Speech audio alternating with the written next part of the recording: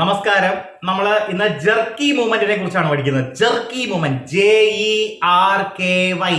Type റൈറ്ററുമായിട്ട് ബന്ധപ്പെട്ട ഒരു movement ആണ് ജെർക്കി മൂവ്മെന്റ്. തെറ്റിത്തെറിക്കുക എന്നാണ് ആ വാക്കിന്റെ അർത്ഥം. തെറ്റിത്തെറിക്കുക, അതായത് സ്പ്രിങ് വലിച്ച് മുറുക്കി വെക്കുമ്പോൾ എന്ത് സംഭവിക്കും? പെട്ടെന്ന് പൊട്ടിപ്പോവും, അല്ലെങ്കിൽ തെറ്റിത്തെറിക്കും. അപ്പൊ തെറ്റിത്തെറിക്കുക എന്നാണ് ശരിക്കും ആ ജെർക്കി എന്നുള്ള വാക്കിന്റെ അർത്ഥം. നമുക്ക് ആ ജെർക്കി മൂവ്മെന്റ് എങ്ങനെ ടൈപ്പ് മെഷീനിൽ ഉണ്ടാകുന്നു നമുക്ക് നോക്കാം. നിങ്ങൾ നോക്കുക. Causes of the jerky movement of the carriage. കാരേജിനാണ് ഈ സംഗതിയൊക്കെ ഉണ്ടാവുന്നത്. കാരേജ് ആണല്ലോ മൂവ് ചെയ്യുന്നത്. കാരേജ് ടപ്പയെന്ന് പറഞ്ഞ് തെറ്റിത്തെറിക്കാനുള്ള കാരണം എന്താ കാര്യം? No oil in the V rod channel. എണ്ണയില്ല. വേറോഡ് ചാനൽ നമ്മൾ എണ്ണ തൊട്ട് വെക്കും.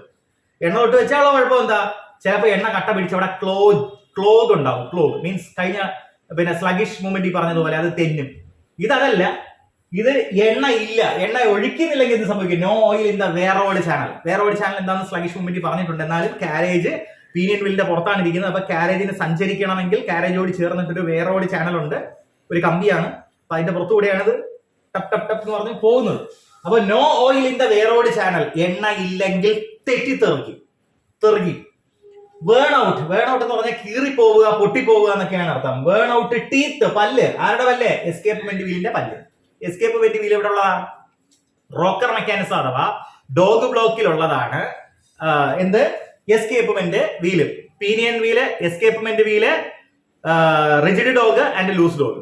അപ്പൊ അതില് എസ്കേപ്പ്മെന്റ് വീലാണ് വലിയ വീല്, അതിനേക്കാൾ ചെറിയ വീലാണ് പീനിയൻ വീല്. അത് പരീക്ഷയ്ക്ക് ചോദിച്ചിട്ടുണ്ട്. തന്നിട്ടുള്ളതിൽ വലിയ വീല് ഏത്? എസ്കേപ്പ്മെന്റ് വീല്. ചെറിയ വീല് ഏത്? Pinion wheel. ഒരേ ഷാഫ്റ്റിലാണ് ഇത് രണ്ടും ഇരിക്കുന്നത്. അപ്പൊ തൊട്ടു പുറകെ എന്താണിത്?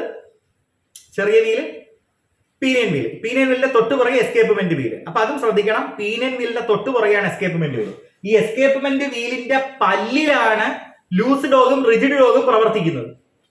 അപ്പോ ഈ എസ്കേപ്പ്മെന്റ് വീലിന്റെ പല്ല് പോയാൽ എന്ത് പറ്റും? എസ്കേപ്പ്മെന്റ് വീലല്ലേ കറങ്ങുന്നത്. സ്റ്റെപ്പ് ബൈ സ്റ്റെപ്പ് മൂവ്മെന്റിന് സഹായിക്കുന്ന എസ്കേപ്പ്മെന്റ് വീലാണ്. അപ്പൊ എസ്കേപ്പ്മെന്റ് വീലിന്റെ പല്ല് പോയാൽ എന്ത് പറ്റും? കാരേജ് അത്രയും സ്പീഡിൽ തെറ്റിത്തെറിക്കും. അതാണ് ജെർക്കി മൂവ്മെന്റ് എന്ന് പറയുന്നത്. അതുപോലെ over tension of the main spring. Over tension.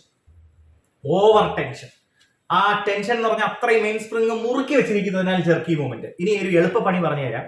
നമ്മുടെ BSc പരീക്ഷയ്ക്ക് ടൈപ്പ് റൈറ്റിങ്ങിനെ പറ്റി ചോദിക്കുമ്പോൾ പിരിമുറുക്കം കൂടുതൽ എന്ന് എവിടെ കണ്ടാലും അത് ജെർക്കി മൂവ്മെന്റ്. പിരിമുറുക്കം കൂടുതൽ, പിരിമുറുക്കം തീരെ കുറവ്, ലോ ടെൻഷൻ എന്ന് എവിടെ കണ്ടാലും അത് സ്ലഗിഷ് മൂവ്മെന്റ്. അപ്പൊ എളുപ്പമാണ്, അങ്ങനെ മനസ്സിലാക്കി വെക്കണം. ഓക്കെ, എന്നാലും ഈ സംഭവ വികാസങ്ങളൊക്കെ നോക്കി വെക്കണം. ഇത് നിങ്ങളൊന്ന് പോസ് ചെയ്ത് കാണാമല്ലോ. പോസ് ചെയ്തിട്ട് എഴുതി പഠിച്ച് മനസ്സിലാക്കണം. ഇപ്പൊ ജെർക്കി മൂവ്മെന്റ് പഠിച്ചു, സ്ലഗിഷ് മൂവ്മെന്റ് പഠിച്ചു. ഓക്കെ.